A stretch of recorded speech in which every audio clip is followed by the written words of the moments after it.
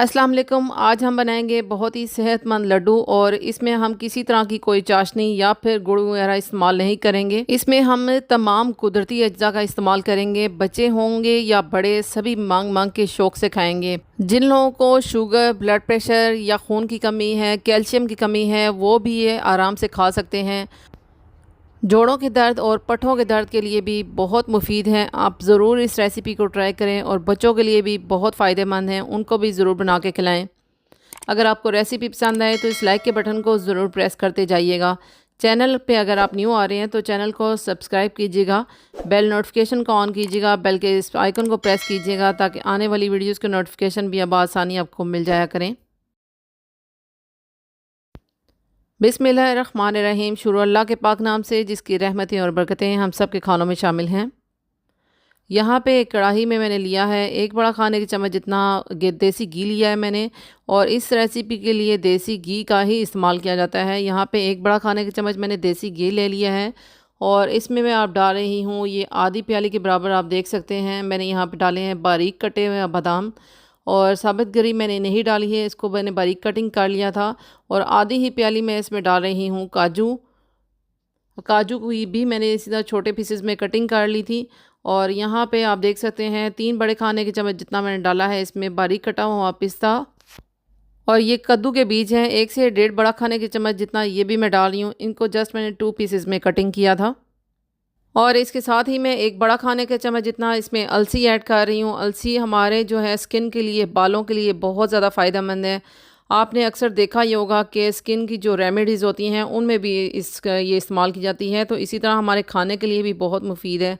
इसलिए अलसी का इस्तेमाल जो है ज़रूर कीजिएगा।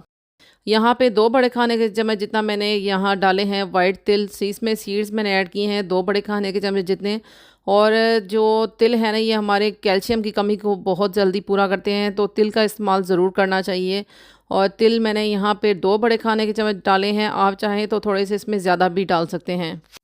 ये तमाम इंग्रेडिएंट्स जो हैं ये मैंने तकरीबन 2 मिनट के लिए मीडियम फ्लेम पे कुक किए हैं। इनको ओवर कुक नहीं करना है, इनको बहुत ज़्यादा रोस्ट नहीं करना है। तो थोड़ी देर के लिए मैंने इनको यहाँ पे देसी घी में रोस्ट किया है, सिर्फ 2 मिनट के लिए, और मैंने इनको प्लेट में निकाल दिया है। ये देखिए मैंने प्लेट में निकाल दिया इनको। और अब इसी कढ़ाई में मैं 1 बड़ा खाने का चम्मच देसी घी और ले रही हूँ।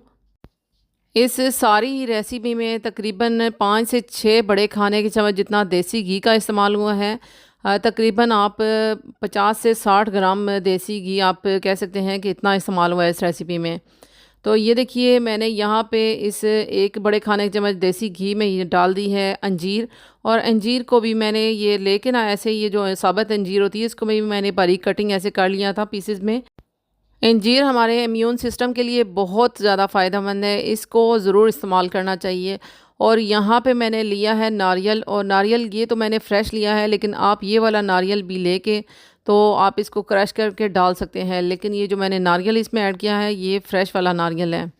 और आपको मैं ये दिखा रही हूँ कि आपके पास अगर ये फ़्रेश वाला नारियल नहीं है तो आप इस सूखे नारियल को भी क्रश करके डाल सकते हैं।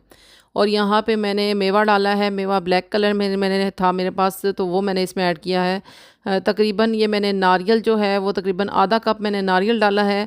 और मेवा जो है 2 बड़े खाने के चम्मच जितना मैंने मेवा डाला है, तकरीबन 30 ग्राम के बराबर मैंने इसमें मेवा ऐड किया है। और अंजीर भी मैंने इसमें हाफ़ कप ही ऐड की है।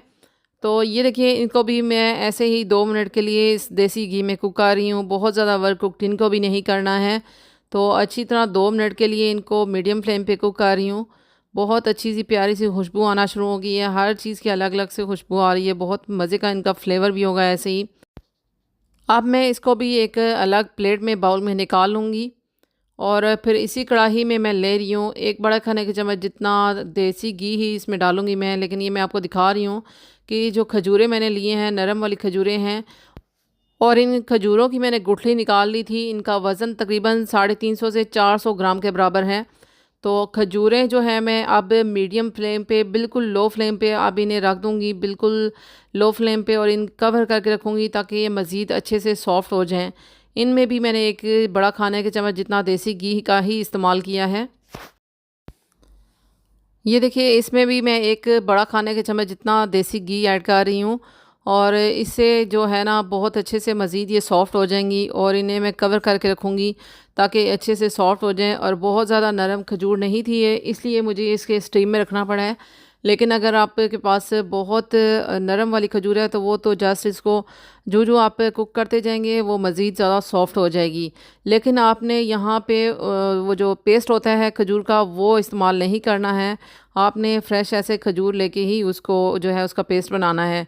ये देखिए खजूर बहुत अच्छे से सॉफ़्ट हो चुकी है। अब इसको बहुत आराम से मैं स्पैचुला से मिक्स कर रही हूँ। अच्छा सा इसका जो है फ़ाइन सा पेस्ट बन गया है। अब इसको भी मैं इकट्ठा करके ऐसे एक बाउल में निकाल दूँगी। और अब इस कढ़ाई में एक बड़ा खाने का चम्मच जितना मैंने लिया है देसी घी फिर से, और फिर मैं इसमें डाल दूँगी तकरीबन 2 से 3 बड़े खाने के चम्मच जितना ये है सूजी। और अगर आपके पास खशाश है तो आप वो भी ऐड कर सकते हैं, लेकिन मुझे खशाश नहीं मिली है तो इसलिए मैं सूजी को मैं लो फ्लेम पे अच्छी तरह इसको रोस्ट कर रही हूँ। और अगर आपके पास खसखस नहीं है तो आप सूजी को ही इस तरह रोस्ट करें। और इसमें तमाम अज्जा जो हमने पहले से ड्राई रोस्ट करके रखे हुए हैं उसको आप इसमें ऐड करना शुरू कर दें। ये देखिए सूजी अच्छी तरह हमने रोस्ट कर ली है, इसको पका लिया है।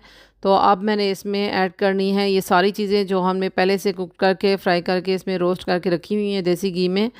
तो आहिस्ता आहिस्ता मैं वो भी ऐड करती जा रही हूँ इस सूजी के साथ ही। और ये जो तमाम अज्जा मैंने शामिल किए हैं इसमें मैंने बारीक कटिंग करके किए हैं, क्रस्ट करके किए हैं। लेकिन अगर आप चाहें तो आप इसमें ग्राइंडर में भी जो बारीक मैश करके डाल सकते हैं सारी चीज़ें। क्योंकि जिन लोगों को दांतों का मसला है, दांतों का इशू है, वो अच्छी तरह चबा नहीं सकते हैं तो वो इनको ग्राइंडर में इनका पेस्ट सारी चीज़ों का बना के तो वो भी इनको ऐसे इस्तेमाल कर सकते हैं। इन तमाम चीज़ों को मैंने थोड़ी सी देर के लिए सूजी के साथ पका लिया है और बिल्कुल मीडियम टू लो फ्लेम पे मैंने इन्हें कुक किया है अभी। क्योंकि सारी ही चीज़ें कुकड हैं तो जस्ट मैंने इस सूजी के साथ मिक्स किया है। उसके बाद जो हमने ये खजूर वाला पेस्ट बना के रखा था वो भी इसमें ऐड कर दिया है। और अब तमाम अज्जा जो हैं ये खजूर वाले पेस्ट के साथ हमने अच्छी तरह मिक्स करनी है। और इस स्टेज पे मैं आपको दिखाती चलूँ कि यहाँ पे जो है सूजी में तमाम चीज़ें ऐड करने के बाद मैंने फ्लेम को ऑफ़ कर लिया है। इसको ऐसे ही फ्लेम को ऑफ़ करने के बाद चूल्हा बंद कर देने के बाद हमने इस तमाम चीज़ें इसमें ऐड करनी हैं और इनको अब मिक्स करना है। इस स्टेज पे अब ये तमाम अज्जा जो हैं वो बहुत ज़्यादा तेज़ गर्म हैं तो इसलिए ये देखिए मैंने इस फ्लेम ऑफ करके तो उनको स्पैचुला के साथ मिक्स किया है। लेकिन आप चाहें तो आप इसको किसी दूसरे बर्तन में निकाल के तो फिर भी इसको कर सकते हैं, मिक्स कर सकते हैं। लेकिन अभी आपने हाथों की मदद से इसको नहीं करना है मिक्स, क्योंकि अभी बहुत ज़्यादा गर्म है ये पेस्ट। तो यहाँ पे मैंने इलायची पाउडर डाला है हाफ़ टी स्पून, अगर आपको पसंद है तो डाल सकते हैं वरना इसको स्किप भी कर सकते हैं। अब ये जो तमाम चीज़ें हैं वो अच्छी तरह सेट हो चुकी हैं, बहुत ज़्यादा तेज़ गर्म नहीं है। मैं हाथों की मदद से इनको मिक्स कर रही हूँ ताकि खजूरें भी और तमाम अज्जा जो हैं वो अच्छी तरह यकजान हो जाएं और मिक्स हो जाएं। तो यहाँ पे मैं आपको दिखाती हूँ कि आप हाथों की मदद से भी बॉल बना सकते हैं, लेकिन इनका सेम वेट हो इसलिए यहाँ पे मैं आइसक्रीम स्कूप के साथ इसको जो है पहले वो करूँगी। आइसक्रीम स्कूप में इसको सेट करके तो फिर इसकी एक एक करके बॉल बनाऊँगी। इस तरह इनका एक ही जैसा वेट होगा। तो ये देखिए मैंने एक बॉल बना ली है और यहाँ पे मैं आपको दूसरी बॉल बना के दिखाती हूँ कि पहले मैंने इसमें ऐसे डाल के तो इसको प्रेस कर लिया है और बहुत ही आसानी से आइसक्रीम स्कूप्स के निकाल के तो इसको ऐसे बॉल में मैं कन्वर्ट कर दूँगी। बहुत अच्छे से इसकी आराम से एक बॉल बन जाएगी। और यहाँ पे बहुत ज़्यादा तेज़ गर्म नहीं है, लेकिन बहुत ज़्यादा पेस्ट को आपने ठंडा नहीं होने देना है। इसका थोड़ा सा गर्म हो पेस्ट तो तभी आपने इसकी बॉल्स बनानी है। और इन जो बॉल्स हैं इनका आप जो साइज़ है वो अपने हिसाब से कम या ज़्यादा रख सकते हैं। मैंने थोड़े बड़े साइज़ की बनाई हैं तो आप अगर चाहें तो आप इनका साइज़ जो है थोड़ा छोटा भी रख सकते हैं, वो ज़्यादा भी बनेंगी। बच्चों की ज़हनी और जिस्मानी सेहत के लिए ये बहुत ज़्यादा फ़ायदेमंद है बॉल्स। आप ज़रूर बच्चों को ये बना के दें और अगर आप इनके ऊपर थोड़ी सी चॉकलेट लगा के तो फिर उन बच्चों को देंगे तो बच्चे बहुत ही ज़्यादा शौक़ से खाएँगे। और ये बग़ैर चीनी और गुड़ के बहुत ही मज़ेदार और बहुत ही टेस्टी और हर किस्म के पेशेंट के लिए भी ये बहुत ज़्यादा फ़ायदेमंद बॉल्स हैं। ज़रूर अपने बच्चों और बड़ों को बना के दें। और अगर आपको ये रेसिपी पसंद आए तो इसे अपनी फैमिली और फ्रेंड्स में ज़रूर शेयर कर दें।